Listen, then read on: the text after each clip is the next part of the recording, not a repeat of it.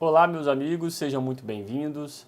Eu sou Vitor Magalhães, aprovado no último concurso da Advocacia Geral da União, e neste vídeo você aprenderá tudo sobre mandado de injunção, um tema que assusta muita gente em provas de concurso público, mas que eu vou torná-lo muito didático nesse vídeo. Eu tenho certeza que ao final do vídeo você vai compreender de forma definitiva o mandado de injunção. Isso porque aqui serão apresentados todos os informativos recentes do STF, do STJ, e será dado ênfase aos tópicos que são realmente exigidos em concurso público.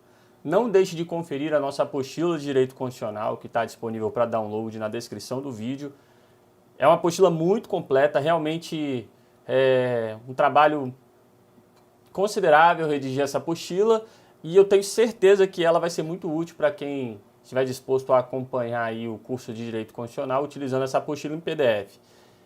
Mas é isso, deixe o seu like, vamos ao vídeo e vamos tratar agora do mandado de injunção.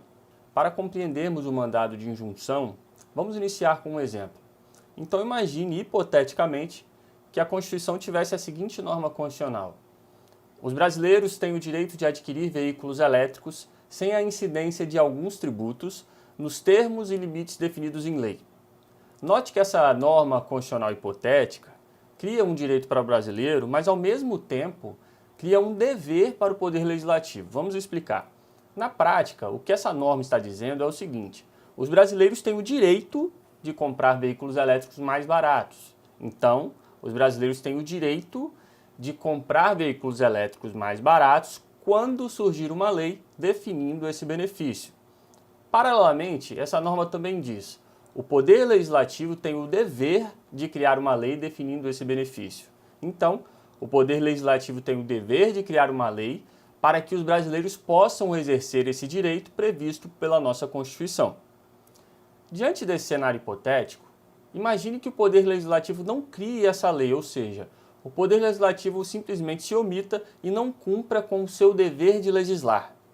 Diante dessa omissão e da falta de lei regulamentando o benefício, imagine que João quer comprar um carro elétrico mais barato, ou seja, quer usufruir desse benefício, mas não consegue fazer essa compra, pois ainda está pendente essa lei definindo quais seriam esses tributos e qual seria o valor desse benefício previsto pela Constituição.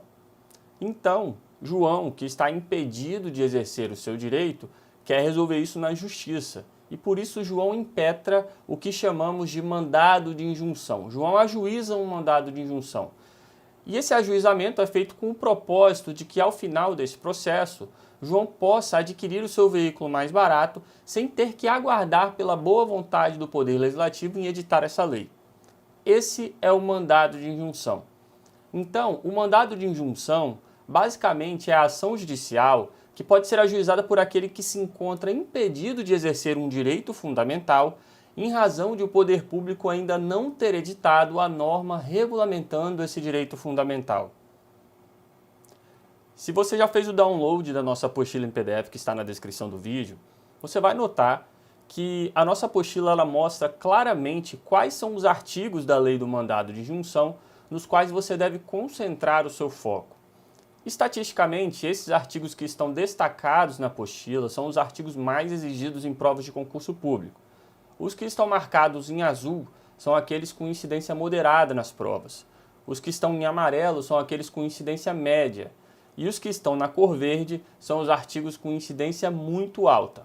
Mas perceba o seguinte: embora a lei do mandado de injunção não tenha nenhum artigo com incidência alta, ou seja, nenhum artigo marcado com a cor verde, veja que é uma lei muito importante sim, pois há vários artigos destacados com incidência moderada e média. Então se concentre no estudo dos mandados de injunção e vamos agora iniciar o estudo detalhado desse remédio constitucional. Veja o que a Constituição diz: conceder-se-á mandado de injunção sempre que a falta de norma regulamentadora torne inviável o exercício dos direitos e liberdades constitucionais e das prerrogativas inerentes à nacionalidade, soberania e cidadania. Apesar dessa redação rebuscada, que fala em liberdades constitucionais, prerrogativas, soberania, de uma forma mais direta, podemos afirmar que o mandado de injunção serve para tornar viável o exercício de um direito fundamental que está sendo impedido em razão da ausência de uma norma regulamentando esse direito fundamental. São pouquíssimas as questões de concurso público que realmente exigem que você saiba enumerar essas palavras rebuscadas que estão no texto da lei. E na prática você vai ler tanto esse dispositivo que vai acabar decorando essas palavras. Então confie no que eu estou te falando. Não perca o seu raciocínio se preocupando agora em decorar essas palavras. Esse conhecimento vai vir naturalmente.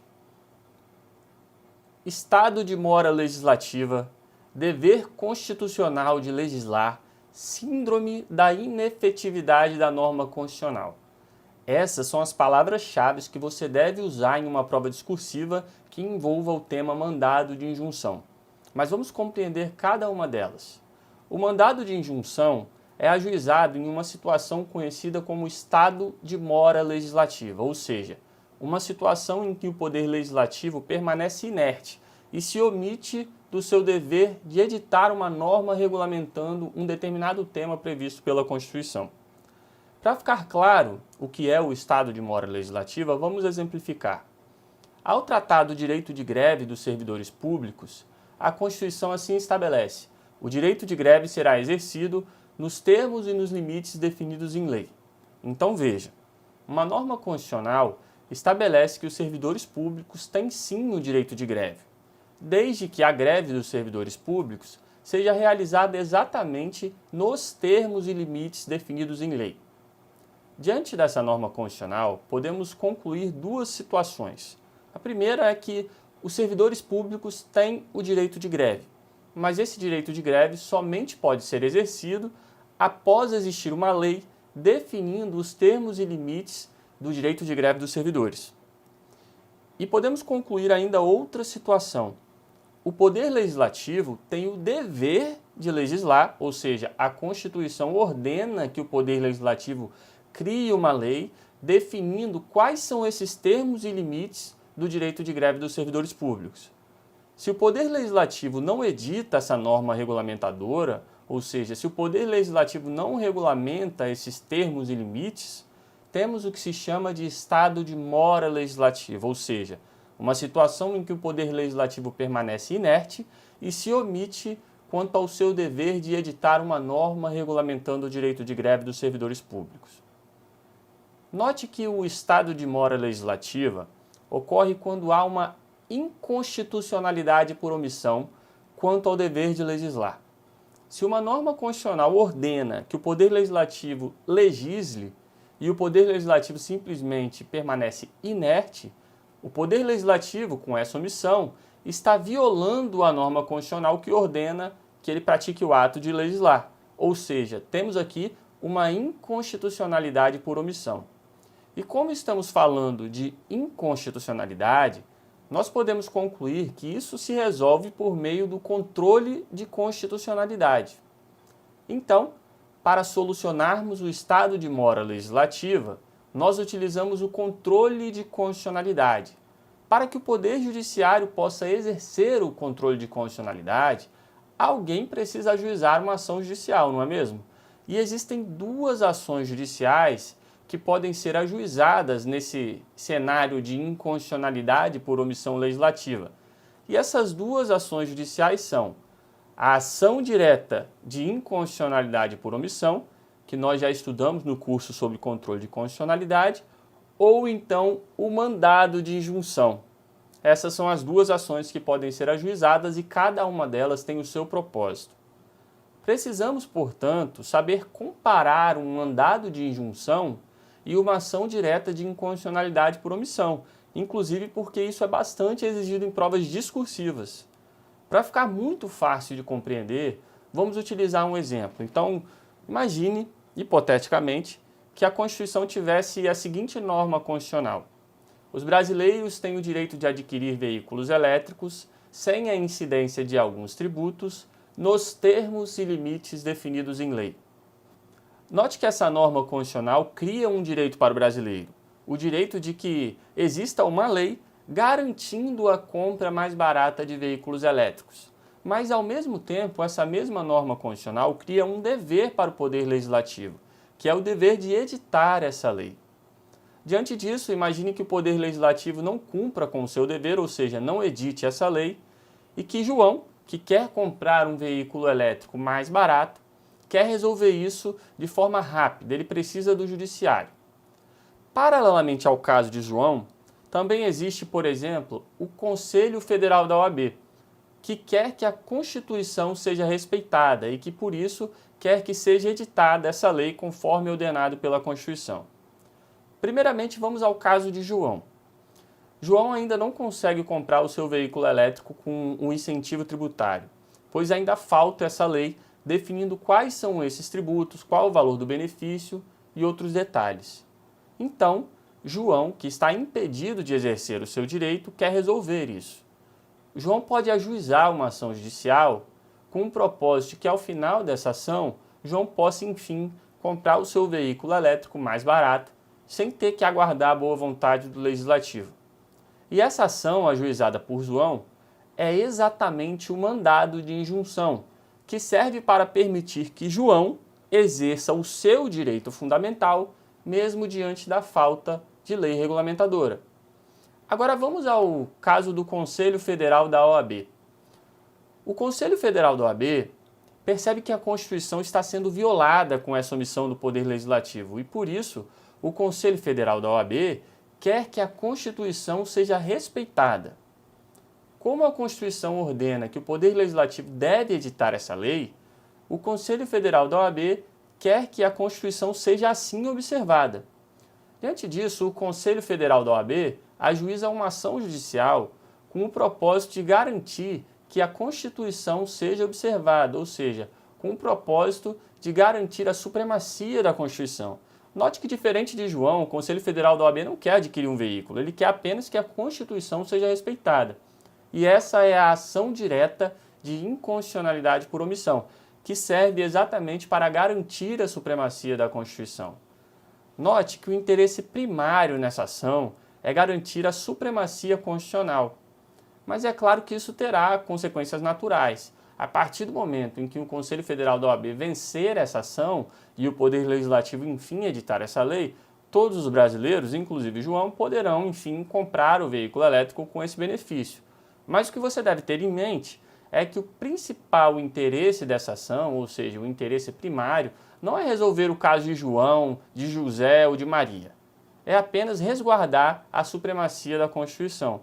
Isso até atender os interesses de João, José e Maria pode até ser uma consequência natural, mas o interesse primário da ação direta de inconstitucionalidade por omissão é garantir que a Constituição pare de ser violada por essa omissão do Legislativo. Perceba a diferença. Na ação direta de inconstitucionalidade por omissão, a preocupação do Conselho Federal da OAB é com a supremacia da ordem constitucional. A Constituição precisa ser respeitada. Se alguém vai poder comprar veículos elétricos mais baratos depois disso, essa é uma consequência da ação, é um reflexo da ação. Mas não é exatamente o que está sendo buscado pelo Conselho Federal da OAB. Por outro lado, no mandado de injunção, a preocupação de João é a compra do seu carro, elétrico. João não está muito preocupado com a supremacia da Constituição, isso é até um argumento usado na petição dele, mas o que ele quer mesmo é comprar o seu carro elétrico. Esse cenário serve para ilustrar o que seria um mandado de injunção e o que seria a ação direta de inconstitucionalidade por omissão. Agora vamos traçar um paralelo entre essas ações. Tanto o mandado de injunção quanto a ação direta de inconstitucionalidade por omissão, ou simplesmente ADO, são ações judiciais que deflagram o controle de constitucionalidade para solucionar uma inconstitucionalidade por omissão. Em outras palavras, tanto o mandado de injunção quanto a ADO, temos aqui uma ação judicial que é ajuizada contra alguma omissão que supostamente é inconstitucional e no curso dessa ação o judiciário realizará o controle de constitucionalidade, ou seja para concordar com o autor da ação e assim declarar que aquela omissão realmente é inconstitucional, ou então para discordar do autor da ação e declarar que aquela omissão é constitucional. Entretanto, há diferenças entre essas ações, entre o mandado de injunção e a ação direta de inconstitucionalidade por omissão. Veja as diferenças aí na tela. O mandado de injunção caracteriza um processo subjetivo, enquanto que a ADO caracteriza um processo objetivo. Processos subjetivos são aqueles que consideram os interesses pessoais das partes, ou seja, os interesses subjetivos, os interesses das pessoas, estão em conflito. Existem duas partes ou mais partes e o interesse dessas partes são interesses conflitantes. Há um litígio entre as partes, há um caso concreto. No exemplo que utilizamos, o interesse de João, que é comprar o veículo elétrico, está em conflito com o interesse do poder público, que pretende arrecadar o máximo de tributos o possível. Essa é uma ação judicial como as que todos conhecem, em que João entrará em conflito com os interesses da outra parte. Por outro lado, o processo objetivo é aquele que não tem relação com o interesse particular de quem está atuando na ação, ou seja, é um processo alheio aos interesses subjetivos daqueles que estão envolvidos. Por não considerar os interesses subjetivos, fala-se que o processo é um processo objetivo. No exemplo dado, o Conselho Federal da OAB ajuizou uma ação contra o poder público, mas essa ação não tem relação com os interesses dos envolvidos. Pouco importa se o Conselho Federal da OAB quer comprar uma frota de veículos elétricos. O que importa aqui é se a Constituição está ou não sendo violada. Também pouco importa se o poder público quer arrecadar mais tributos. O que importa aqui é se a Constituição está ou não sendo cumprida. Em palavras mais simples, o interesse particular dos envolvidos não é considerado nas ações objetivas. O judiciário não vai analisar os interesses particulares em conflito. Por isso podemos afirmar que não há, propriamente, um litígio da forma como conhecemos. O judiciário irá analisar a supremacia da Constituição, que é alheia ao interesse particular daqueles que estão envolvidos na ação, ou seja, é alheia aos interesses subjetivos. Esse é um processo objetivo, ou seja, alheio aos interesses dos envolvidos. Outra diferença é que o mandado de injunção caracteriza um controle de constitucionalidade concreto, enquanto que a ADO caracteriza um controle de constitucionalidade abstrato. O controle de constitucionalidade concreto é aquele controle de constitucionalidade que é realizado durante o julgamento de um caso concreto. No exemplo de João, temos um caso concreto. Há um litígio entre o João e o poder público, posto que os interesses deles são conflitantes. O judiciário precisa solucionar esse caso concreto, ou seja, precisa dizer que se João tem razão ou se o poder público tem razão. Por outro lado, o controle abstrato, que é aquele que ocorre na ADO, é aquele controle de constitucionalidade que é realizado no plano abstrato, ou seja, desvencilhado de um caso concreto. No exemplo do Conselho Federal da OAB, não temos ali um caso concreto tal qual conhecemos, mas sim um caso que será abstratamente considerado. O judiciário precisa solucionar esse caso abstrato, ou seja, precisa dizer se a Constituição está ou não sendo observada. Outra diferença é que o mandado de injunção produz uma decisão com eficácia apenas entre as partes, ou seja, com eficácia apenas inter partes. Por outro lado, a ADO produz uma decisão com eficácia para todos, ou seja, erga omnes. No exemplo de João, vamos imaginar que João tenha razão, ou seja, o judiciário decidiu que João venceu a ação. Se a decisão diz que João venceu a ação, essa decisão tem eficácia apenas entre as partes envolvidas. Isso significa que quem não participou dessa ação não poderá ser afetado pela decisão. Pedro, Lourdes, Marcelo, que não participaram dessa ação ajuizada por João, não serão beneficiados por essa decisão. Por outro lado, na ADO, a decisão tem eficácia para todos. Se o judiciário decide, essa decisão afeta todos indistintamente. Se a decisão diz que a omissão era inconstitucional, essa decisão tem eficácia para todos. Isso significa que Pedro, Lourdes, Marcelo, enfim, todos os brasileiros serão beneficiados por essa decisão. Outra diferença é quanto a quem pode ajuizar essa ação, ou seja, quanto à legitimidade ativa. No mandado de injunção, a legitimidade ativa é ampla, pois qualquer pessoa que acredita ter razão pode, em tese, ajuizar um mandado de injunção. Por outro lado, na ADO, A legitimidade ativa é restrita a um seleto grupo, pois a Constituição define quem pode ajuizar a ADO e a ADO somente pode ser ajuizada por autores específicos. Por fim, temos uma diferença quanto ao tipo de omissão inconstitucional. O mandado de injunção é cabível em caso de omissão inconstitucional quanto ao dever de legislar. O mandado de injunção não cabe contra toda e qualquer omissão que seja inconstitucional, mas sim contra uma omissão inconstitucional quanto ao dever de legislar. Por outro lado, a ADO é cabível contra toda espécie de omissão que seja inconstitucional, inclusive a omissão quanto ao dever de legislar. No exemplo dado, nós criamos um caso em que o Poder Legislativo incorre em uma omissão inconstitucional quanto ao dever de legislar por se omitir quanto ao seu dever de editar uma lei regulamentando o direito. Por isso, falamos do caso de João, que ajuizou um mandado de injunção, e do Conselho Federal da OAB, que ajuizou uma ADO. Mas agora vamos imaginar um outro tipo de omissão. Imagine que a Constituição contém uma norma constitucional estabelecendo que o poder público tem o dever de construir 10 escolas por ano. Mas ocorre que o poder público se omite e não constrói nenhuma escola. Veja que isso é uma omissão quanto ao dever de construir escolas, ou seja, uma omissão de índole administrativa. Não tem nenhuma relação com uma omissão quanto ao dever de editar leis. Nesse caso hipotético, podemos falar em uma ADO sendo ajuizada para solucionar essa omissão.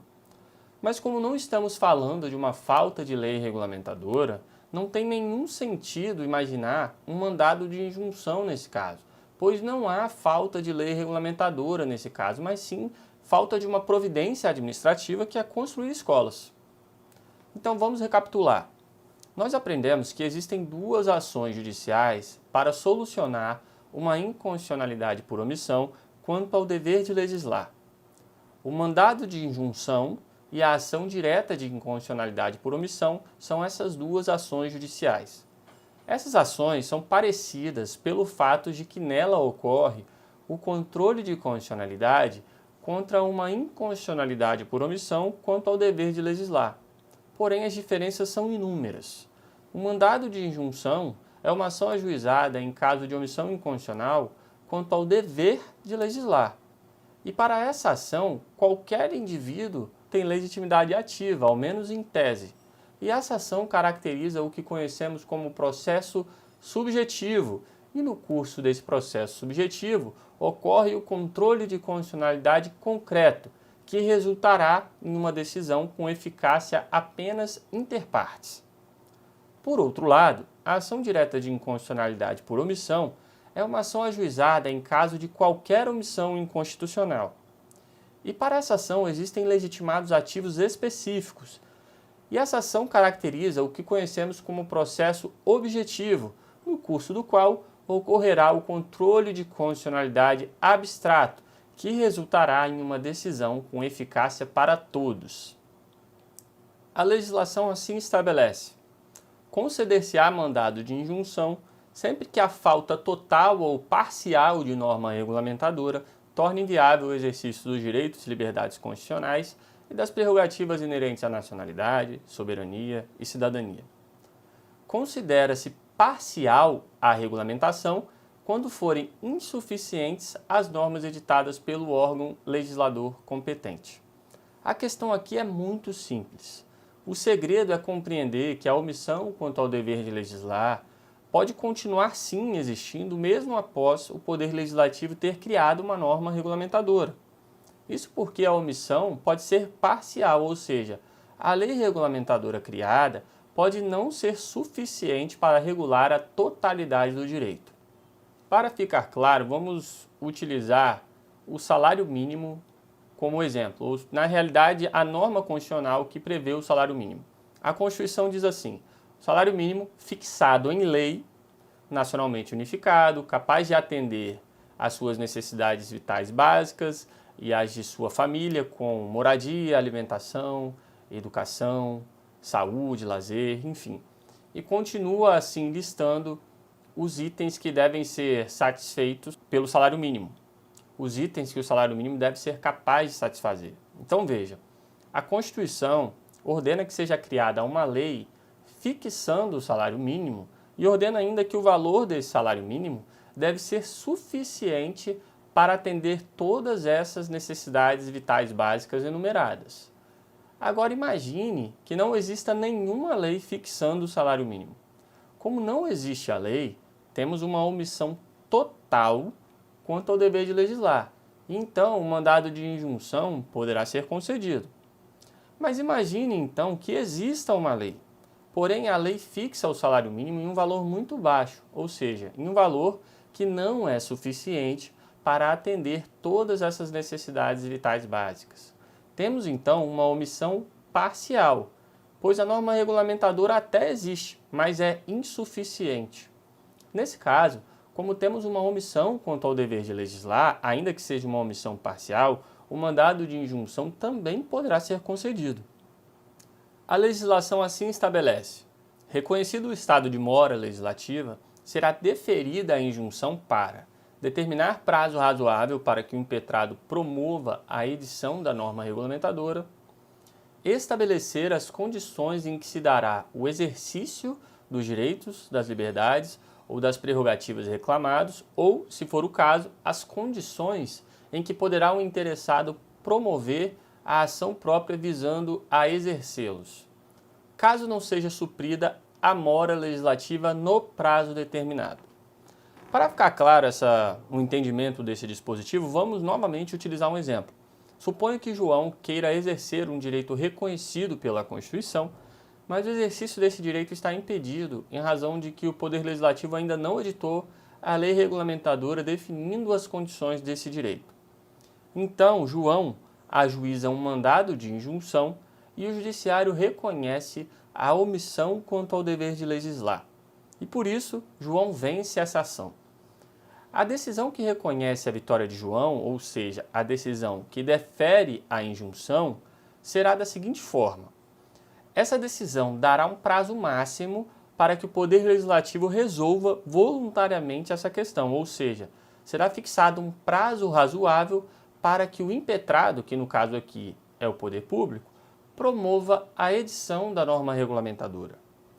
Além disso, a decisão também fará o seguinte: se após esse prazo máximo o Poder Legislativo não tiver resolvido a questão voluntariamente, ou seja, se após o prazo razoável o impetrado não promover a edição da norma regulamentadora, a decisão diz que João poderá exercer o seu direito e diz como funcionará o exercício desse direito, ou seja, como, quando e onde João poderá exercer esse direito.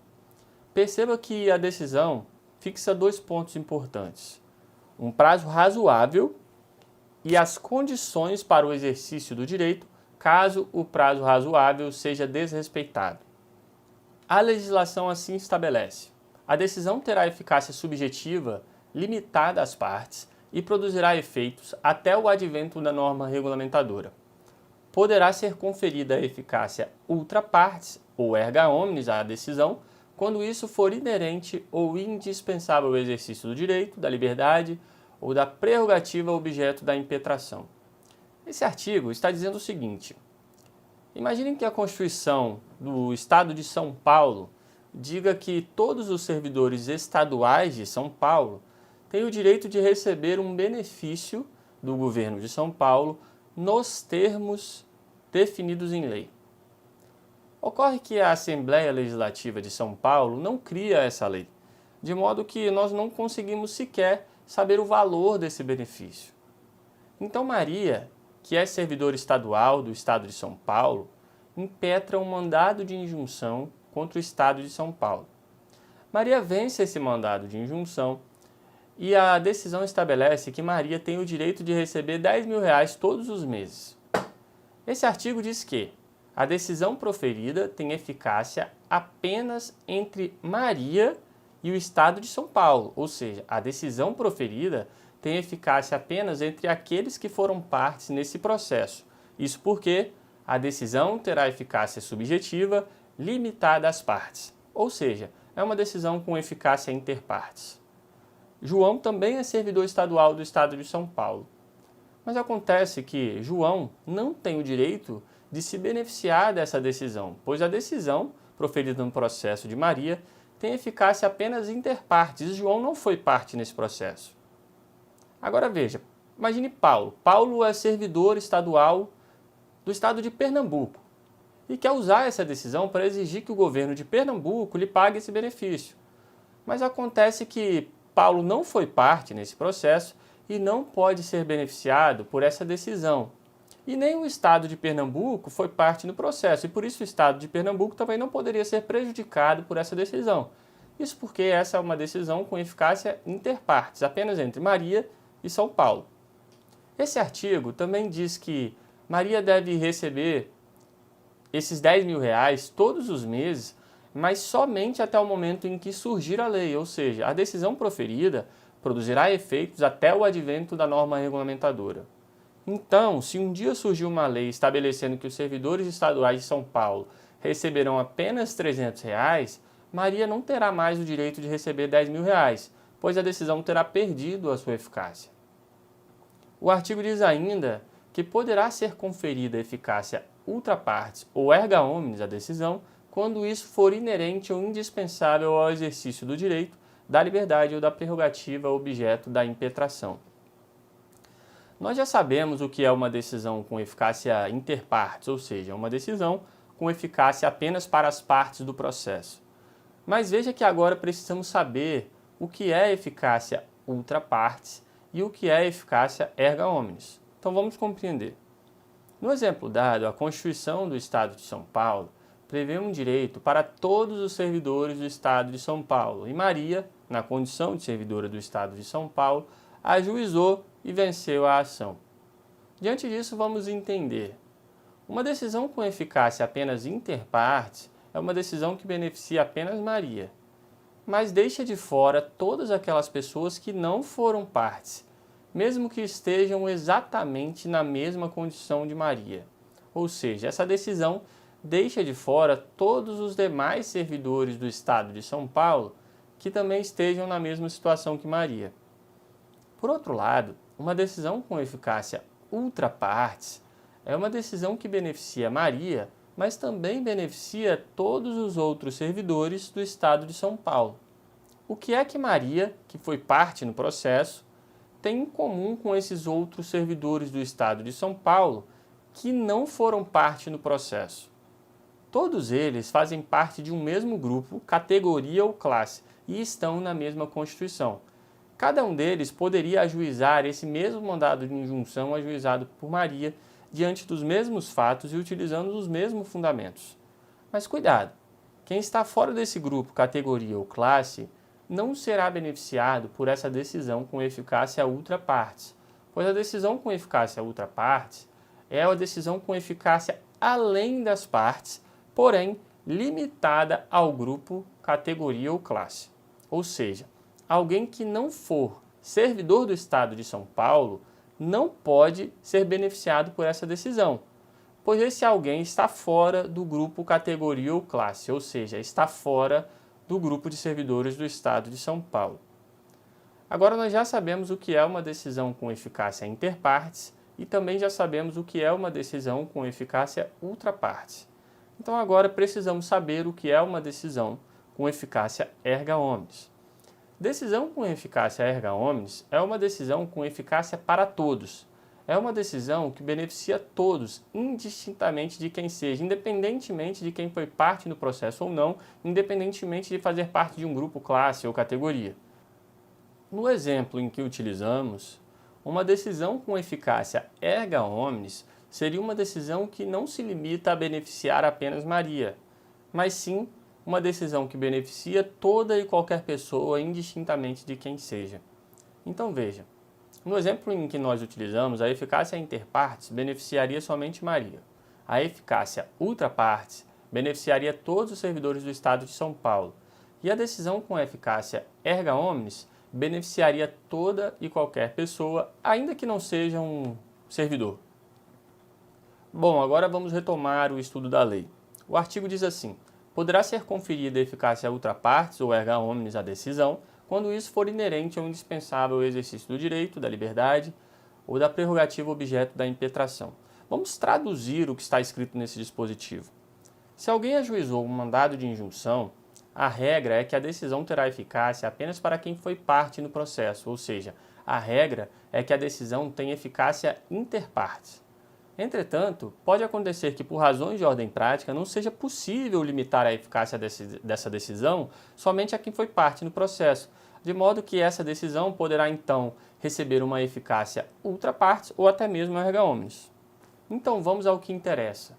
O que é importante saber aqui é o seguinte: no mandado de injunção, a regra é que a decisão tem eficácia apenas inter partes. Entretanto, como exceção, poderá ser conferida a essa decisão eficácia ultra partes ou até mesmo erga omnes. A legislação diz assim: transitada em julgado a decisão, seus efeitos poderão ser estendidos aos casos análogos por decisão monocrática do relator. Vamos utilizar um exemplo. Imagine que a Constituição contenha uma norma estabelecendo que os deficientes auditivos podem adquirir veículos sem a incidência de alguns tributos e que deve ser criada uma lei definindo quais são esses tributos que deverão não incidir quando os deficientes auditivos adquirirem veículos. Em razão da demora na criação dessa lei, João, que é deficiente auditivo, ajuiza e vence um mandado de injunção. Ocorre que o ministro relator do processo percebe que, igual ao caso de João, existem milhares de outros casos análogos já na justiça, ou seja, milhares de outros mandados de injunção ajuizados por deficientes auditivos para receber o mesmo benefício. Em vez de deixar para que cada um desses outros casos seja julgado um a um, o relator pode simplesmente determinar que a decisão do caso de João será válida para todos esses casos análogos, ou seja, os efeitos dessa decisão poderão ser estendidos aos casos análogos. A legislação estabelece o seguinte: a norma regulamentadora superveniente produzirá efeitos ex nunc em relação aos beneficiados por decisão transitada em julgado, salvo se a aplicação da norma editada lhes for mais favorável. Para traduzir esse dispositivo, vamos novamente utilizar um exemplo. Imagine que a Constituição diga que os brasileiros têm o direito de receber um benefício pago pelo governo federal, desde que preencham os requisitos definidos em lei. Ocorre que o Congresso Nacional não cria essa lei, de modo que não conseguimos saber o valor desse benefício e nem mesmo quais são os requisitos necessários para que o brasileiro receba esse benefício. Então Lucas, que é brasileiro, impetra um mandado de injunção contra a União Federal. Lucas vence esse mandado de injunção e a decisão estabelece que Lucas terá o direito de receber R$ 100 todos os meses até que eventualmente seja editada essa lei regulamentadora. Então Lucas está recebendo R$ 100 todos os meses com base nessa decisão e com o passar dos meses, enfim, surge a lei regulamentadora.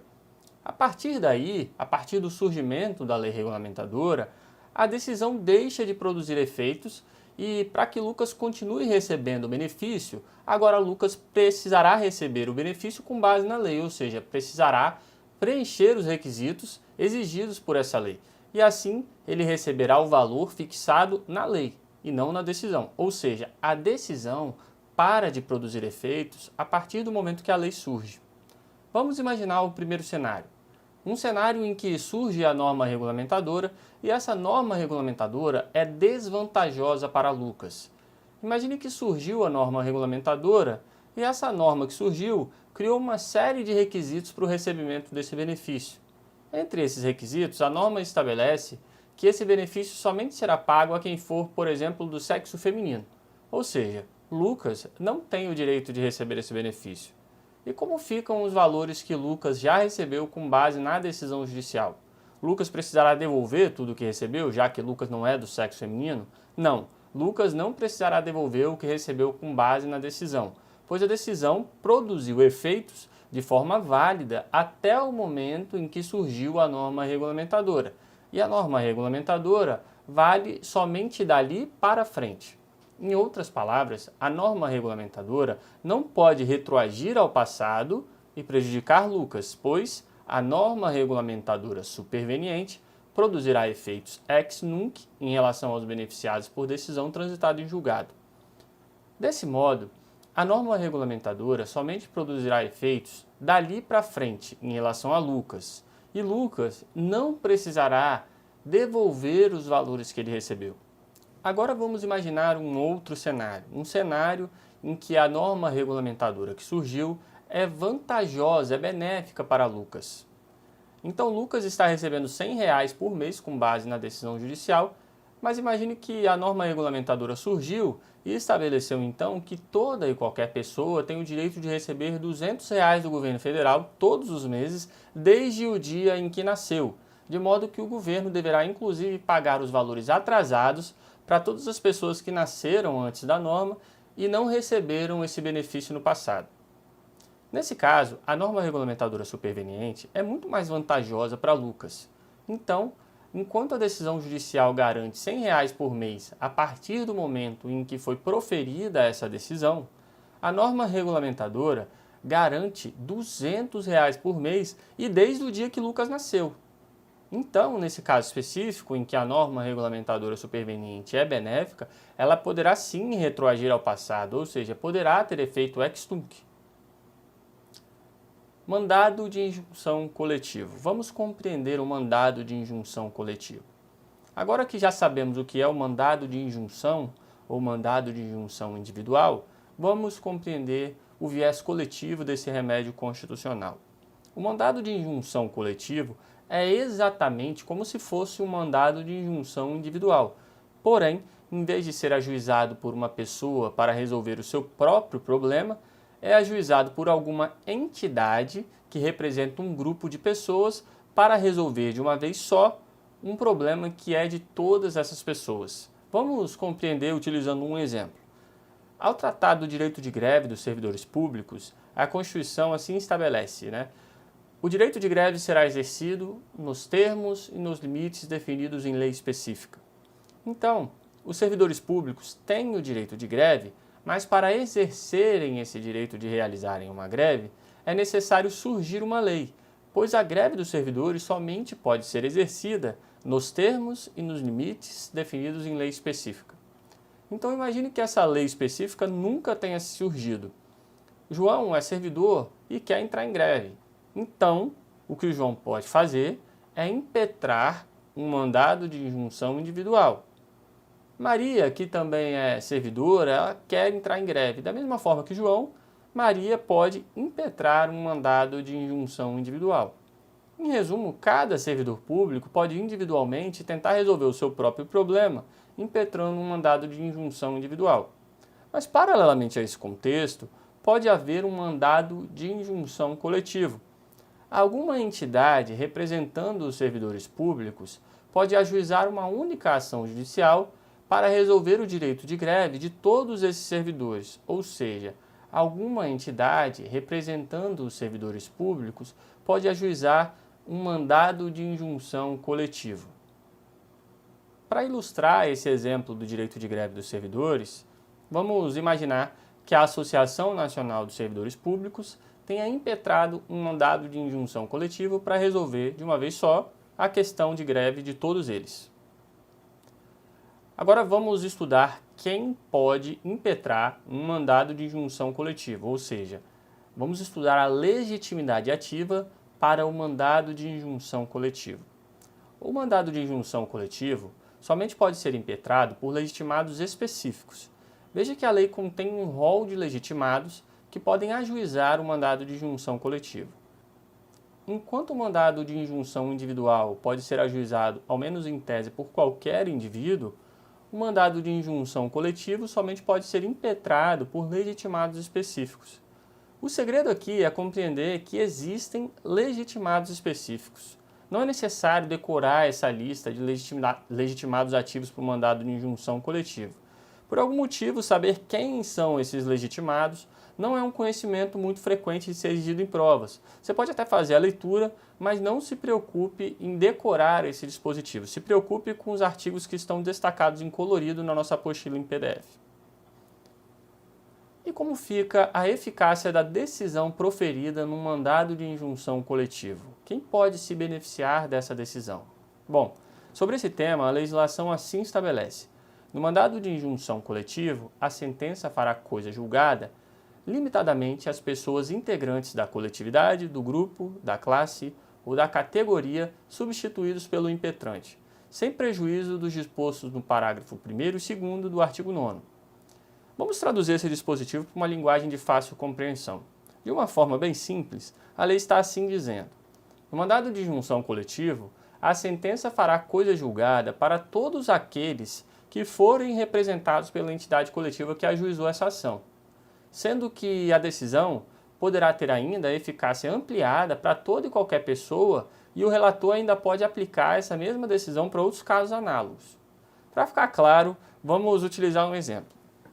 Imagine que a Associação Nacional dos Servidores Públicos tenha impetrado um mandado de injunção coletivo para garantir o direito de greve dos servidores públicos. Após essa associação vencer a ação, a decisão beneficiará todos os seus associados. Em regra, essa decisão não beneficia quem é servidor público, mas não é associado a essa Associação Nacional dos Servidores Públicos.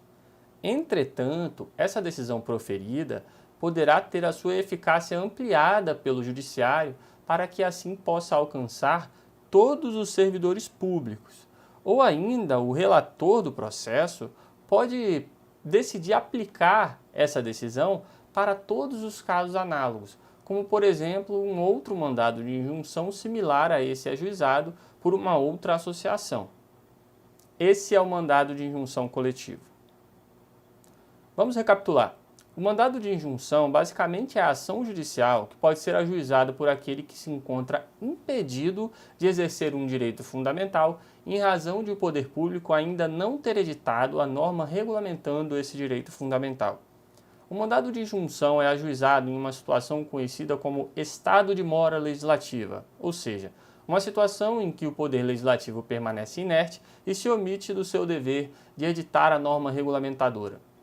Para solucionar esse estado de mora legislativa, nós utilizamos o controle de constitucionalidade. Para que o Poder Judiciário possa exercer o controle de constitucionalidade, alguém precisa ajuizar uma ação judicial. E para isso, para resolver essa questão que é de constitucionalidade, existem duas ações judiciais. A primeira delas é o mandado de injunção e a segunda é a ação direta de inconstitucionalidade por omissão, sendo que cada uma tem o seu propósito específico. Essas ações judiciais são parecidas pelo fato de que nelas ocorre um controle de constitucionalidade, em uma situação em que há uma suposta inconstitucionalidade por omissão quanto ao dever de legislar, porém, as diferenças são muitas. O mandado de injunção é a ação ajuizada em caso de omissão inconstitucional quanto ao dever de legislar. E para essa ação, qualquer indivíduo tem legitimidade ativa e essa ação caracteriza o que conhecemos como processo subjetivo, em que ocorre o controle de constitucionalidade concreto e que, ao final, resultará em uma decisão com eficácia inter partes. No mandado de injunção, a regra é que a decisão tem eficácia apenas inter partes. Entretanto, como exceção, poderá ser conferida a essa decisão a eficácia ultra partes ou até mesmo eficácia erga omnes. Quando surgir a norma regulamentadora, essa decisão deixa de ter eficácia e passa a valer, então, a norma regulamentadora.